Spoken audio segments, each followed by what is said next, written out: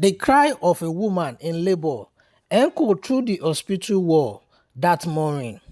Sweat covered her face, her voice weak yet desperate. Beside her bed was an empty chair, cold, silent and waiting.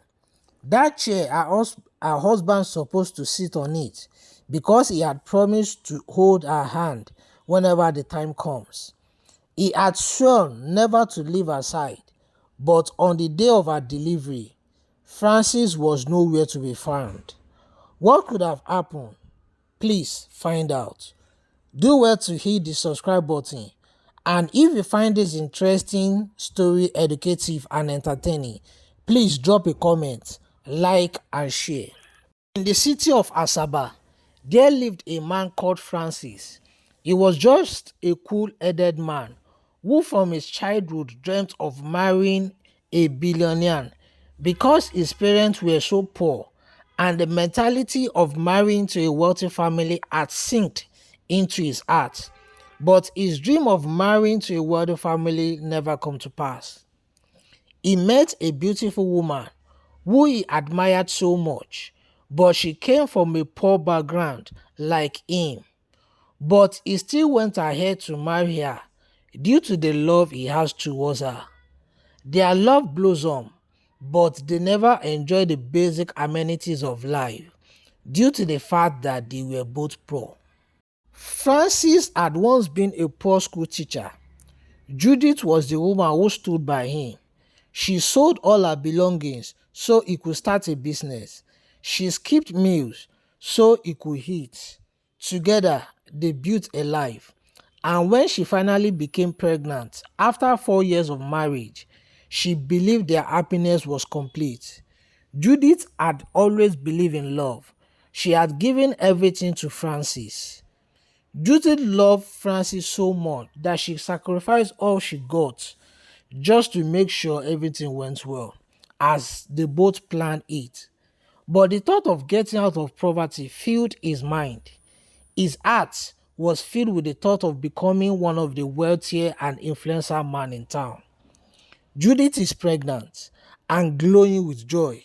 She prepares breakfast for Francis, who seems distracted. Francis, soon we will hold our baby in our arms. Francis forces a smile, but his phone keeps buzzing with messages. On the day of delivery, Judith suddenly feels contraction. She screams in pain. Neighbors rush her into a taxi. She picked her phone to call her husband. Her voice was weak. Breaking with pain, Francis answered coldly, "I am busy right now. I will come." But Judith knew deep down something was wrong. Francis, her husband, had left her alone in the most vulnerable moment of her life. But hidden in Francis' heart was a dangerous secret. For months, he had been seeing a wealthy woman who he met when she got stranded on the road, and Francis helped her to fix her car due to the knowledge he acquired from his father, who was a mechanic during his lifetime. Gloria, who showed him with money, clothes, and promise of a better life. Unlike Judith, Gloria lived in luxury, big cars, fine clothes, a mansion with servants, and when the pregnancy drew closer, Francis began to drift away. His heart changed to greed and loss. Francis had always been a man consumed by greed. He complained about his small apartment, his struggling business, and their poverty. When Gloria, the billionaire, set her eyes on him, temptation consumed him like with fire. She promised him luxury, a fleet of cars, mansion, and a business empire. All she wanted in return was his heart and his marriage vow. But instead of rushing to the hospital, Francis was already dressed in fine suit. Gloria was waiting. That same day, he had chosen to marry her secretly. Back in the hospital, Judy screamed in agony.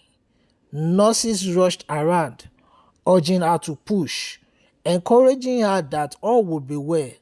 Tears rolled down her cheek, not just from the pain of childbirth, but from the heavy pain of betrayal. Every second, she looked at the door, expecting Francis to walk in. The empty chair haunted her. "Where is my husband?" she cried. The nurse shook her head. "Madam, focus on your baby. Please, focus." At the church across town, music filled the air. Francis was dressed in a designer suit, standing beside Gloria in a glittering hall. Gold chandelier sparkled, violin played, and photographers snapped endlessly. Guests clapped as Francis smiled beside Gloria, holding her hand. The priest's voice echoed, "Do you take this woman to be your lawful wedded wife?" "I do," Francis said without shame. At that very moment, Judith pushed her last strength and bring forth a baby boy. The baby cried, but Judith's eyes dimmed with exhaustion. She whispered softly, "My son, your father is not here, but I will never leave you." Hours later, news spread. A friend of Judith saw Francis at the wedding and ran to the hospital in shock. She whispered the bitter truth into Judith's ears. "Judith, Francis has married another woman." The words stabbed like a knife. Judith wept uncontrollable. Holding her baby tight, the man she loved had abandoned her in the hour of her need. News spread at the hospital. "Did you hear? Mr. Francis abandoned his wife in labor to marry that billionaire woman. What kind of man does that? He will never know peace." Judith sat quietly in her hospital room, her baby in her arms. She had no money, no support, but she had a child. And she made a vow in the hospital. "If Francis had chosen gold over us, then I will raise this child with dignity. One day he will regret." Judith's mother arrives and curses Francis bitterly. She encouraged Judith not to give up, reminding her she has a son now. Weeks after birth, Judith sank into depression. She struggled to feed her baby, while Francis lived in luxury. Francis ignores her calls, living like Judith never existed. Judith's neighbor, Jude, who had rushed her to the hospital, continued to support her. He helped with baby food, paid small bills, and encouraged her to rebuild her life. Months rolled by. Hunger beckoned on Judith, but Judith refused to beg. She was determined to survive. With Jude's encouragement, Judith learned tailoring and started a small fashion shop. Her design attracts attention and she begins to make money. Slowly, she grows confident again. Judith's fashion line was invited to showcase at a big event. Unknown to her, Gloria was one of the sponsors. When Judith walked in confidently, stunning in her own design, Francis was shocked to see her alive, striving and glowing. She said to him, "You left me in labor room to marry wealth. So this is why you left me, Francis," she whispered. "On the day I almost died for child, you chose wealth over us. Now, see the woman you abandoned has become her own wealth." Gloria realized that Francis was married to Judith. In anger, she drove off and left him at the event. Judith won the major contracts. Her brand blossomed with awards. She became a strong, independent woman. She raised her son with pride, teaching him never to betray or abandon those who loved him. Years passed. Francis' new life was not as sweet as he imagined. Gloria's wealth came with condition, control, mockery, and humiliation. He was no longer a husband, but a pet, an ancestry for show. His voice meant nothing in the mansion where he lived. Meanwhile, Francis lived in Gloria's mansion, but the wealth he dreamed of came with a bitter price. Don't forget Francis.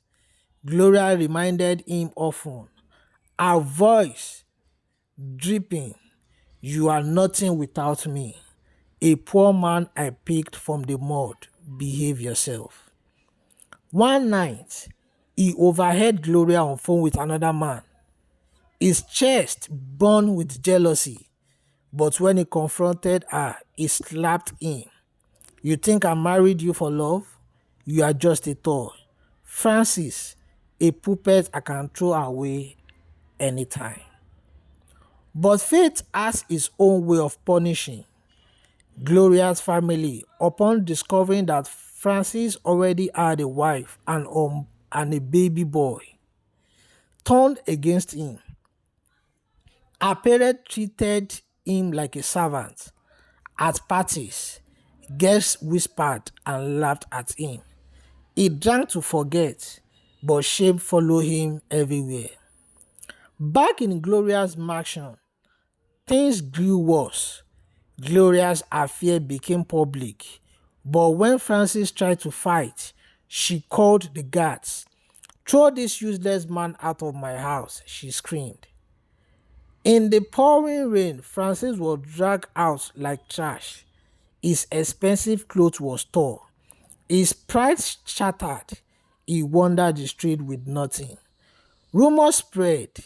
His shame grew, and the wealth he sought became a curse. Gloria pushed him away, and his so-called dream of riches collapsed. Meanwhile, Judith found strength in her child. She rose from betrayal, built her life again. Her child and the business was her major strength, determined to prove that no woman needs a man who abandoned her in the dark.